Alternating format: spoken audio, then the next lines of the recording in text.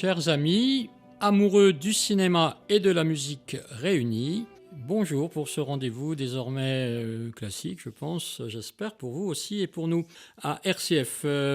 C'est donc la 11e émission de Cinéphonie et aujourd'hui nous allons retrouver un seul compositeur, si je puis dire, Pierre Janssen. Sans doute pas le plus connu de tous les compositeurs de musique de film, décédé il n'y a pas très longtemps. Mais le réalisateur avec lequel il travaillera quasiment exclusivement pendant une très grande partie de sa vie pour une trentaine de films, c'est Claude Chabrol. Alors là, je pense que les mélomanes s'en rappellent encore, même s'il est maintenant lui aussi décédé. Un couple parfait dans des films totalement différents. On a l'impression sans doute en retenant quelques films que ce sont souvent des films de mœurs, des films d'intrigue, des films un petit peu doux, amers, des films un peu confidentiels, avec des histoires policières presque anodines, des faits divers policiers, on va dire des choses comme ça. Mais Claude Chabrol, c'est aussi un amuseur, c'est aussi quelqu'un qui va tâter des films d'espionnage totalement improbables, on en dira quelques titres prochainement. C'est aussi quelqu'un qui s'essaye à des films, je dirais presque aussi d'époque, et à chaque fois, eh bien, c'est le même complice musical qui va se charger de toutes ces musiques. Autant dire donc l'éclectisme élevé au rang du grand art. Écoutons sans plus tarder un des premiers films de Claude Chabrol, mais c'est donc le premier avec lequel, ou quasiment, il va travailler avec Pierre Janssen, L'œil du malin.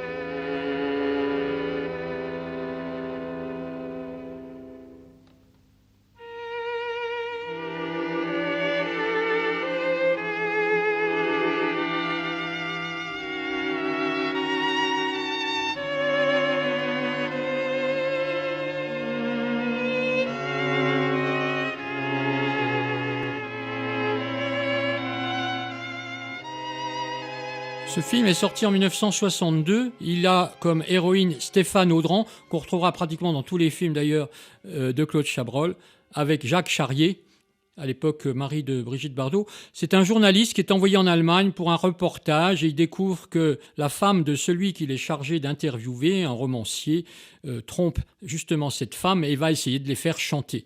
On a déjà une sorte d'intrigue à la fois simple, bon, des querelles de couple, des querelles, je dirais aussi, de fidélité, mais tout de suite, cela se conjugue avec une dimension policière et je crois que là, effectivement, Claude Chabrol va trouver un équilibre qui lui a collé à la peau pratiquement jusqu'à la fin.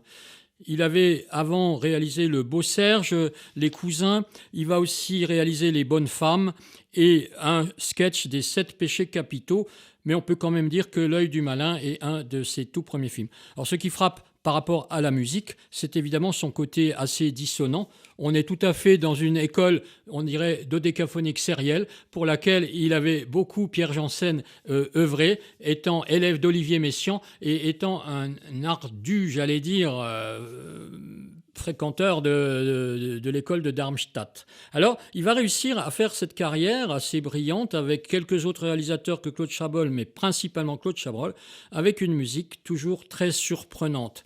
Et à ce sujet, Claude Chabrol ne tarissait pas d'éloges pour lui, et d'ailleurs, eh bien, il l'a employé jusqu'à ce que son fils, âgé de 24 ans, soit peut-être en état de le remplacer, en tout bien tout honneur d'ailleurs, Mathieu Chabrol, qui par ailleurs n'a pas écrit pour d'autres réalisateurs, à 2 ou 3 exceptions près, que son père, pour 24 ou 25 films. Donc, 2 grands compositeurs dans la carrière de Claude Chabrol, pour tous ces films et toute leur diversité. Il a dit d'ailleurs ceci à propos de Pierre Janssen, et ça résumera peut-être tout ce que l'on pourra dire. La musique de Pierre Janssen entraîne mes images vers des contrées fantastiques. Et Pierre Janssen, j'en dirai un mot avant de se quitter, a eu aussi, par rapport à la musique de film, un avis assez intéressant, ce qui explique aussi que d'ailleurs, après Claude Chabrol, il n'écrira quasiment plus pour le cinéma. Alors, place à la musique de film de Janssen allié à Chabrol. En 1963, un film qui va être assez célèbre à l'époque, Landru, avec le visage impassible de Charles Denner, qui va séduire tout un tas d'héroïnes, alors de tous les âges. Il y a Marie Marquet, il y a Stéphane Audran, il y a Daniel Darieux, il y a Michel Morgan et bien d'autres. Et c'est l'occasion pour Janssen d'écrire une musique assez intemporelle que nous écoutons pour l'instant.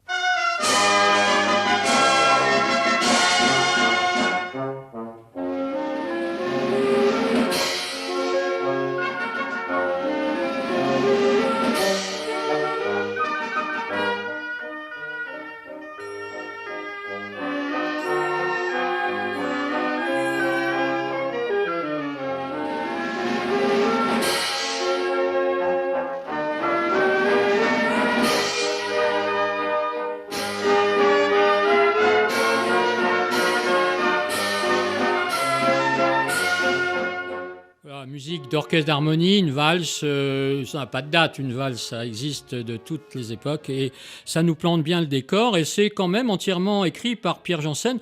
Ils auraient pu reprendre des valses existantes, comme on verra à d'autres occasions, des thèmes assez classiques, mais chaque fois écrit entièrement pour les causes du film. Écoutons un autre extrait de ce film Landru, tout à fait autre chose, c'est au moment qui prépare l'exécution capitale de ce sinistre personnage.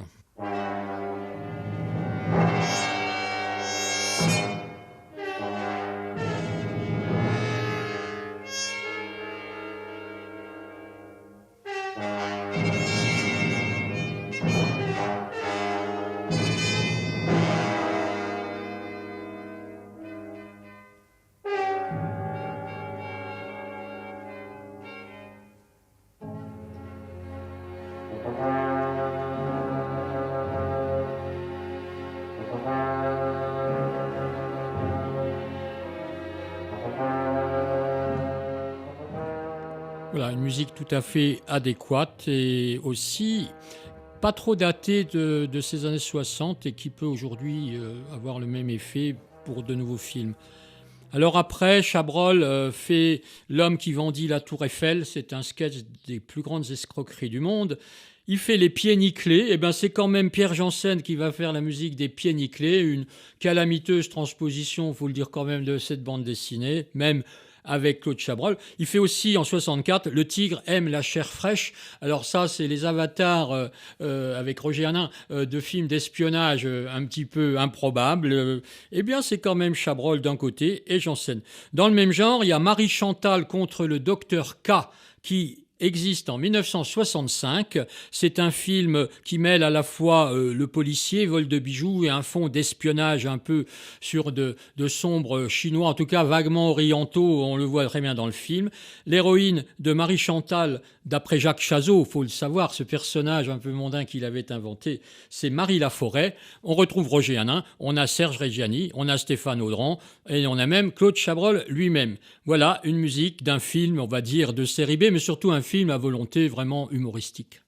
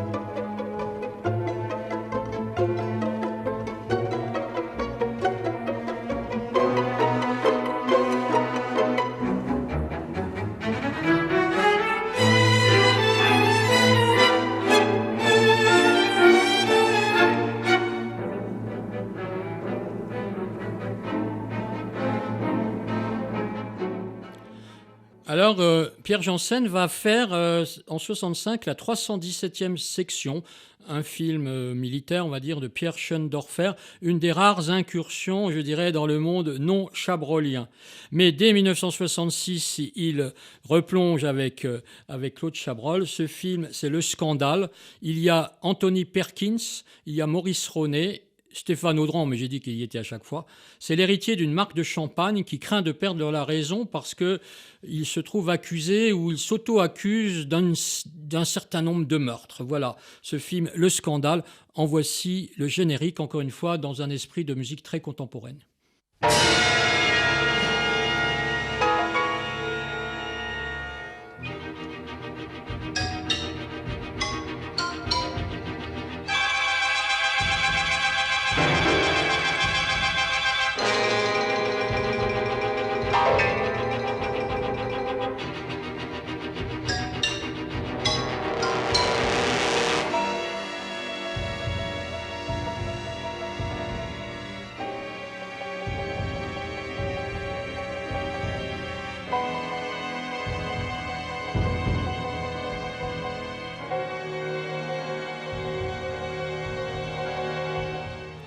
Incontestablement ce qu'on pourrait appeler musique d'ambiance, même si elle ne dévoile pas tout ce qui peut se passer, ni même la nature de ce qui peut se passer dans le film qui suit.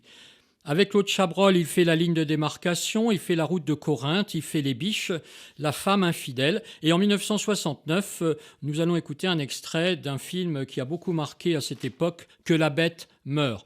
C'est aussi l'occasion pour Chabrol de rencontrer Jean-Yann, qui sera un de ses acteurs aussi fétiches, j'allais dire incontournables. Il y a Michel Duchossois, Caroline Cellier.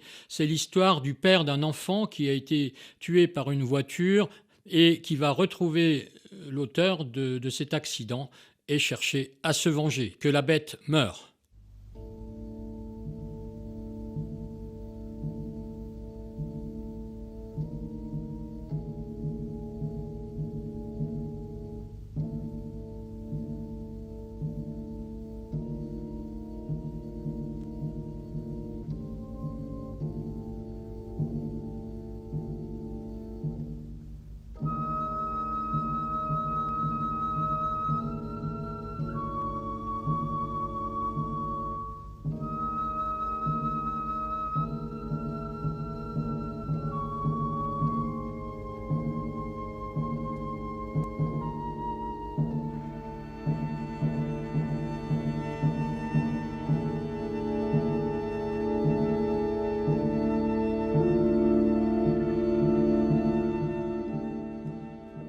Ce qui est impressionnant, c'est évidemment cette teneur de générique qui n'a encore pas dévoilé grand-chose de ce qui se passe, les images de Chabrol en accord avec cela, mais il est évident que c'est captivant. Et c'est sans doute un des exemples de couple dans le cinéma, musicien-réalisateur, je dirais presque indéfectible.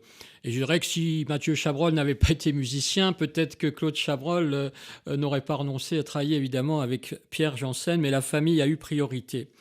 En 1969 aussi, il y a un film qui s'appelle La Rupture. Et en 1970, sûrement un des plus grands succès aussi du cinéma de Claude Chabrol, c'est Le Boucher.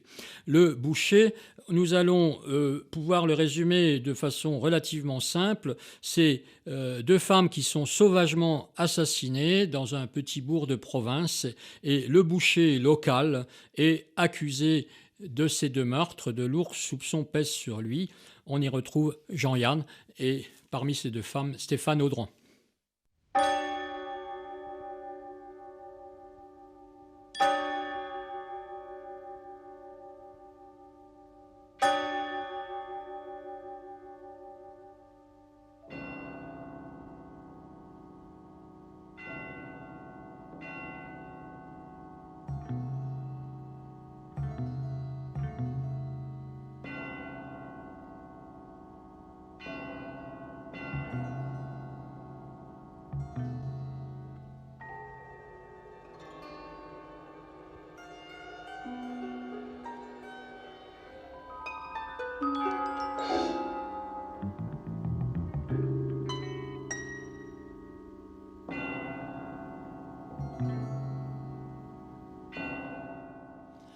Alors inutile de dire qu'il y a pas beaucoup de tubes dans les musiques de films de Pierre Janssen, mais c'est un musicien important, incontournable et en tout cas très très talentueux.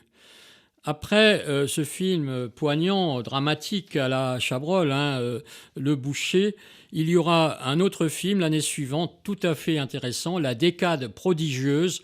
La Décade prodigieuse va voir comme acteur chez Chabrol Orson Welles, Anthony Perkins et aussi Michel Piccoli, Marlène Jobert.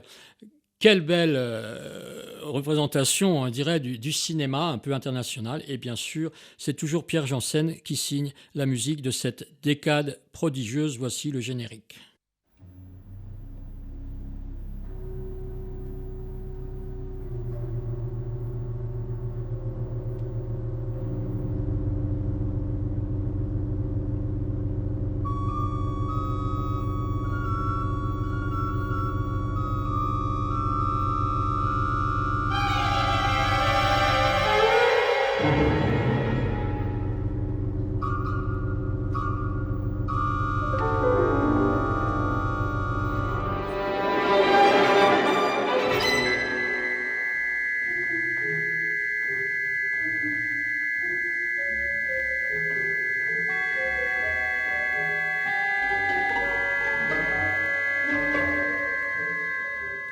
La décade prodigieuse, avec entre autres Orson Welles et Anthony Perkins.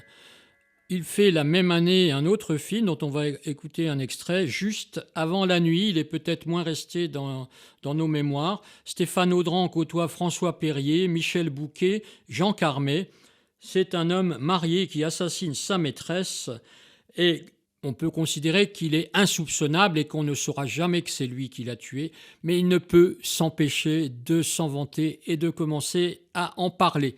Une intrigue simple, j'allais dire malheureusement ordinaire, mais qui tout de suite va prendre un tour assez passionnant.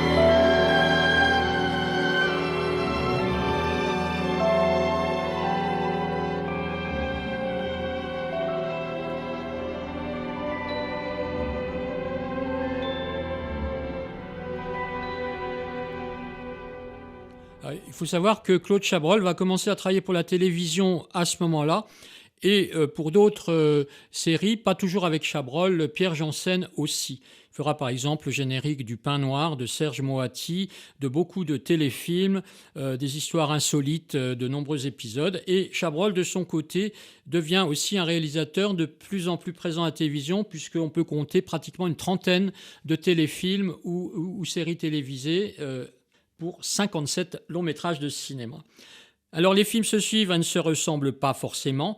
Immédiatement après, juste avant la nuit, nous avons Docteur Popol.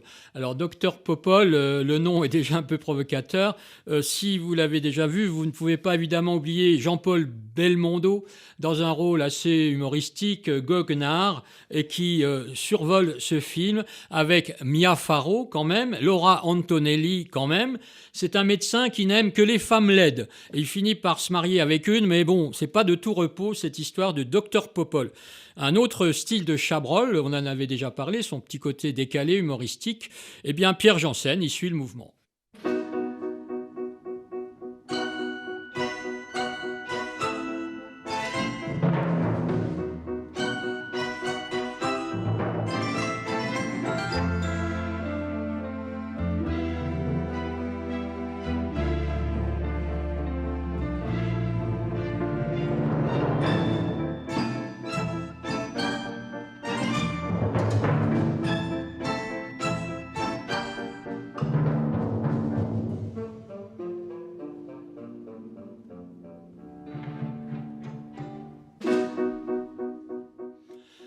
Eh bien, cette même année, eh bien, Chabrol redevient peut-être le Chabrol que l'on a plutôt entendu aujourd'hui, Les Noces Rouges.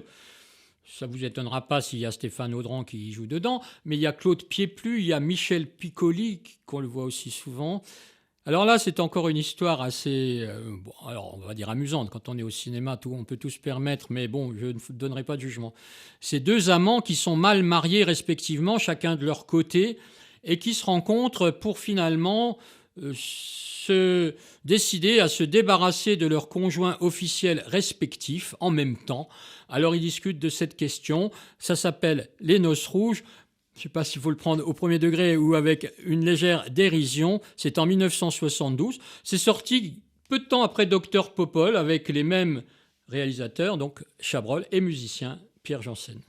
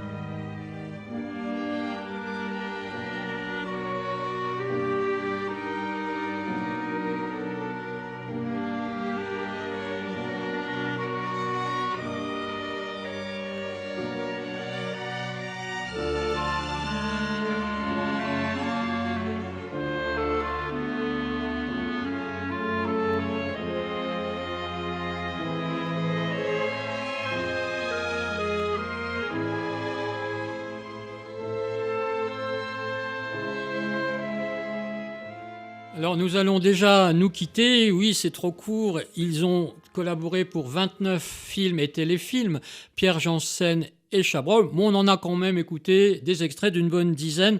C'est déjà pas si mal. Alors, que se passe-t-il après? Eh bien, il y a encore quelques productions, dont certaines repassent encore à la télévision et maintiennent évidemment le souvenir surtout de Claude Chabrol. La musique, on n'y fait pas toujours attention.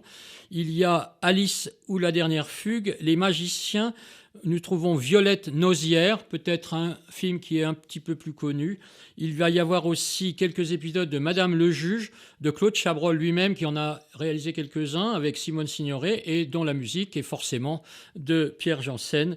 Il y a Lien de sang en 78 et un ultime film, Le Cheval d'Orgueil, en 1980. Et bien, c'est au moment où Mathieu Chabrol, le fils de Claude Chabrol, va prendre le relais, même si en 82, nous retrouvons pour un téléfilm Les Affinités électives, Claude Chabrol et son fils Mathieu Chabrol, mais avec Pierre Janssen pour un dernier petit clin d'œil. Avant de nous quitter encore et d'écouter un extrait d'un dernier film qui sera Les Innocents aux mains sales avec Romy Schneider et Jean Rochefort, je voulais juste dire que Pierre Janssen était né en 1930, à quelques mois près, la même année que Claude Chabrol d'ailleurs. Il va faire des études au conservatoire de Bruxelles parce que né à Roubaix, c'est évidemment le grand conservatoire le plus proche. Mais il viendra ensuite à Paris, il suivra les cours d'Olivier Messiaen et aussi les séminaires de musique dodécaphonique sérielle et de musique contemporaine avec Pierre Boulez et tout un tas de jeunes musiciens à l'époque de la musique contemporaine, ce qui explique aussi le style de ces musiques. Il participe au concert du domaine musical à Paris et puis le cinéma, de temps en temps, va donc l'intéresser et une fois après avoir quitté Claude Chabrol, mais comme je disais, en tout bien, tout honneur, Pierre Janssen n'a quasiment plus travaillé pour le cinéma, si ce n'est quelques productions pour la télévision et avec Serge Moati principalement, qui était peut-être quelqu'un avec qui il avait des affinités. Il a quand même écrit ceci. Ce qui est terrible avec la musique de film, et ce sont les raisons pour lesquelles je ne fais plus de musique de film depuis un certain nombre d'années, c'est que lorsqu'on travaille pour un film, on n'a pas le temps de s'exprimer. Alors, je sais pas, c'est une situation parmi évidemment beaucoup d'autres. Quittons-nous avec quelques secondes des Innocents aux mains sales, film de 1975, Claude Chabrol et Pierre Janssen. À bientôt.